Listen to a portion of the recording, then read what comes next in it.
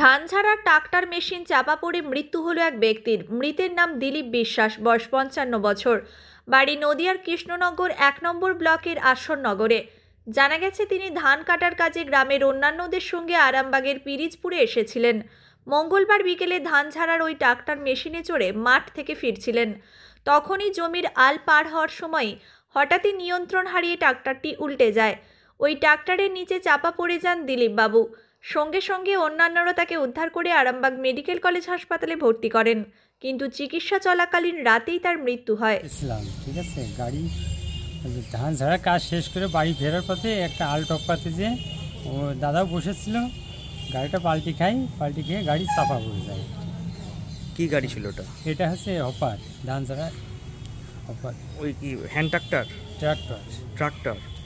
কোনটায় বাড়ি ওনার বাড়ি নদিয়া জেলায় ভীমপুর থানা, আসাননগর গ্রাম নাম আসাননগর চাঁদেরপোল পাড়া। কবে এসেছিলেন ওখান থেকে এখানে? এসছে কয় তারিখ, সপ্তাহখানেক হলো আর কি। এই ঘটনাটা কোথায় ঘটেছে, কোন জায়গায়? ঘটনাটা পিরিজপুর। কবে হয়েছে এটা? গতকাল। কি নাম যিনি মারা গেছেন ভদ্রলোক? দিলীপ বিশ্বাস। এর আগে কি ওই এলাকায় কাজে এসেছিল ধান ঝাড়ার? এর আগে আসছে। ওই একই এলাকায় এসেছে? উনি কি আর কি করেন? চাষবাসই করে, গ্রামে তো গরিব মানুষ বলেন তো, আপনিও কারণে বাইরে আসতেন। আপনি কে হন? আমি ছোট ভাই। কতজন এসেছিল নদিয়া থেকে, ওই গ্রাম থেকে, নদিয়ার গ্রাম, ওই গ্রাম থেকে? গ্রাম থেকে 8-10 জন হবে, 8-10 জন। এখানেই থাকতেন নাকি? হ্যাঁ, পিরিজপুরেই থাকতেন। কবে বাড়ি ফেরার কথা ছিল এমনি জানেন কিছু? কাজ শেষ করে বাড়ি ফেরার কথা আর কি। কাজ আর কতদিন ছিল বাকি? এখনো সপ্তাহখানেক ছিল। কাল কখন ঘটনাটা ঘটে? ঘটনা আনুমানিক 4:30, 4:45 হবে। দিয়ে হসপিটালে নিয়ে এসে ওখানেই মারা যায় না হসপিটালে নিয়ে আসে? হসপিটালে নেওয়ার পরে অনেকক্ষণ ছিল,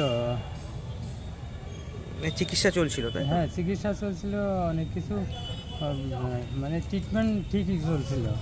তখন সম্পূর্ণ কথা বললো আমার সাথে, আমার দাদার সাথে। তারপরে সম্ভবত 15টার দিকে। আপনিও কি কাজে এসেছিলেন এখানে? হ্যাঁ, আমার সাথেই ছিলাম কাজে। আপনিও একসঙ্গে কাজে এসেছিলেন? মানে আপনি কে হন? ছোট ভাই। আপনারা ক ভাই কাজে এসেছিলেন এখানে? এখানে আমরা 3 ভাই আসছিলাম। যিনি মারা গেছেন উনি ক নম্বর ভাই? উনি হচ্ছে 3 নম্বর, সেজো।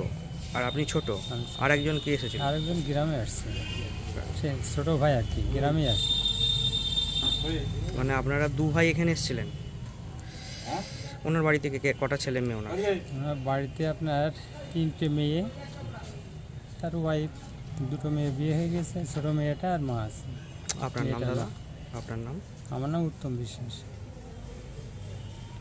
ওখান হসপিটালে ভর্তি করলো? ওখানকার গ্রামের লোকে আসছিল, বুঝেছেন? আপনি এসেছিলেন হসপিটালে? হ্যাঁ, আমিও আসছিলাম। মানে বসেছিলেন, হঠাৎ করে কি ট্রাক্টরের ডালা পাল্টি হয়ে গেছিল না ট্রাক্টরটা পাল্টি হয়ে গেছিল? ডালা পাল্টি হয়েছে। ট্রাক্টরের ডালা মানে ওই মেশিনটা, আচ্ছা, আধার ট্রাক্টর এখানেই জমা দিয়ে আছে। আর তখন ওই আলে কজন বসেছিলেন ওনারা? আলি বসে না তো, গাড়িতেই বসেছিলাম। যিনি মারা গেছেন তিনি গাড়িতেই ছিলেন? গাড়িতেই ছিলেন। মানে ট্রাক্টরের গাড়ি থেকে বসেছিলেন আর পাল্টি খেয়ে গেছে তাই তো? কজন ছিল ডালাতে?